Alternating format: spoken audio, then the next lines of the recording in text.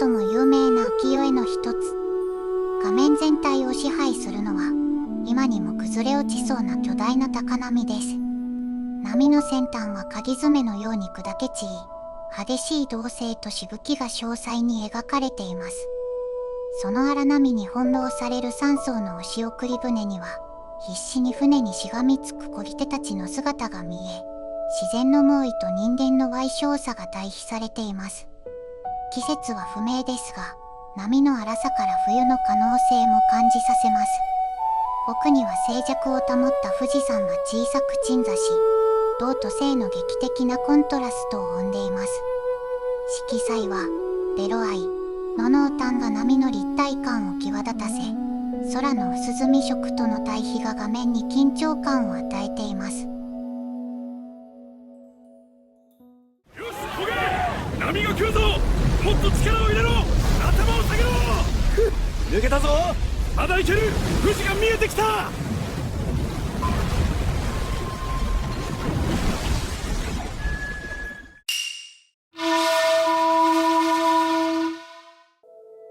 通称赤富士。夏の早朝、昇ったばかりの朝日を受けて山肌が赤く染まった富士山を装飾をそぎ落として大胆に描いた作品です。画面の大部分を雄大な富士の山容が占め、裾野にはうっそうとした樹海が点描のように描かれています。空にはイワシ雲がたなびき、爽やかな風が吹いていることを示唆しています。山頂の設計はわずかに残り、山肌のテラコッタと空の鮮やかな青色が強烈なコントラストを生み出しています。シンプルながらも神々しく、威厳に満ちた早朝の清々しい情景です。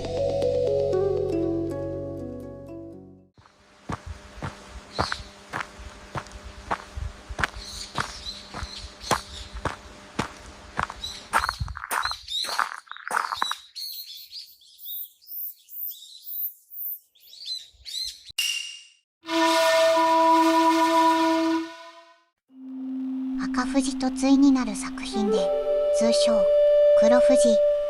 夏の富士山の多様な気象条件を一画面に描いています。山頂付近は快晴で青空が見えていますが、中腹から下は真っ黒な積乱雲に覆われ、ギザギザとした稲妻が走っています。山裾の激しい夕立の様子が暗い色調で表現されています。山頂の静けさと山麓の荒々しい雷雨という標高差による天候の違いを劇的に対比させた情景です。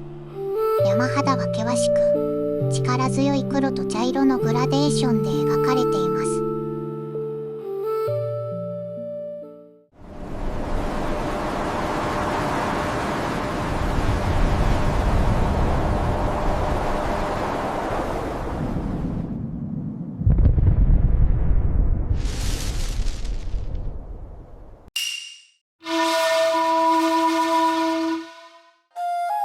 隅田川の支流に架かる巨大な木造の万年橋を水面すれすれの低いアングルから見上げた大胆な構図が特徴です。画面上部は幾何学的で堅牢な橋のアーチと太い橋脚が大きく切り取られ、圧倒的な迫力で描かれています。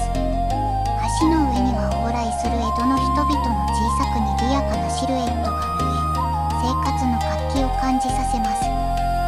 橋の下の空間は額縁のような役割を果たしており、その奥には静かに流れる川と吸い込まれるような遠近法の先に鎮座する富士山が望めます。川面には大きな屋形船が一艘浮かび、船頭がろを漕いでいます。対岸には火の宮蔵や家並みが整然と並びます。色彩は鮮やかなベロアイ、真空と水面に用いられ、橋の黄色との対比が印象的です。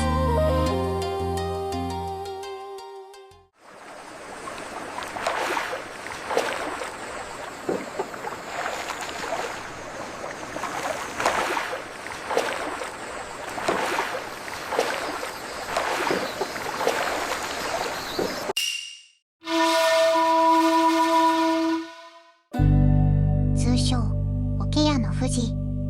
巨大な桶の制作風景景の中から富士山を覗くという北斎ならではの奇抜で幾何学的な構図です。画面中央に大きな円形の桶の枠があり、その中で職人が一生懸命にワンナをかけています。職人の姿勢や桶の曲線が画面に動きを与えています。その桶の輪の中に遠くの田園風景と小さな富士山がすっぽりと収まっています。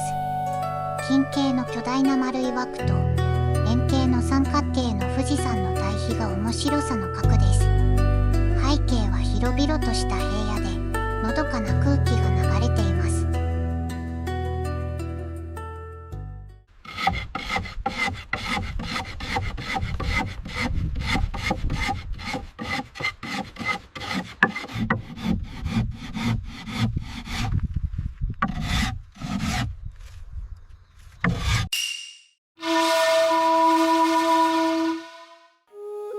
甲州街道の難所の一つ、猪目峠からの眺めです。なだらかな緑の丘陵が手前から奥へと続き、旅人たちが坂を登ったり下ったりしています。彼らは傘をかむり、荷物を背負い、峠越えの途中です。画面左下から中央にかけて広がる丘の緑と、その谷間に漂う白い雲海が幻想的です。その雲海の上に、雪をたっぷりとかぶった巨大な富士山が浮かぶように描かれています。富士山は他の絵よりも白さが際立ち、神聖な雰囲気を醸し出しています。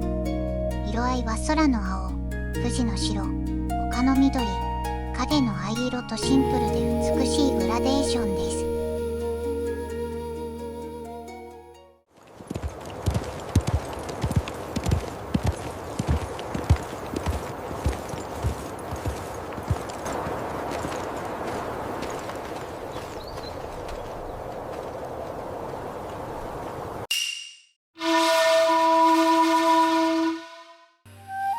隅田川の千住にあった水門の守り神、水神の森付近の情景です。画面手前には大きな木製の水門のハンドルや柱が幾何学的に描かれ、それが額縁となって奥の景色を切り取っています。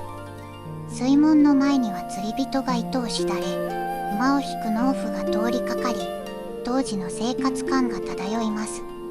水門の向こうには広々とした川面が広がっています。地平線の向こうには雪をいただいた富士山がどっしりと構えています。人工的な構造物と自然の風景が見事に調和した構図です。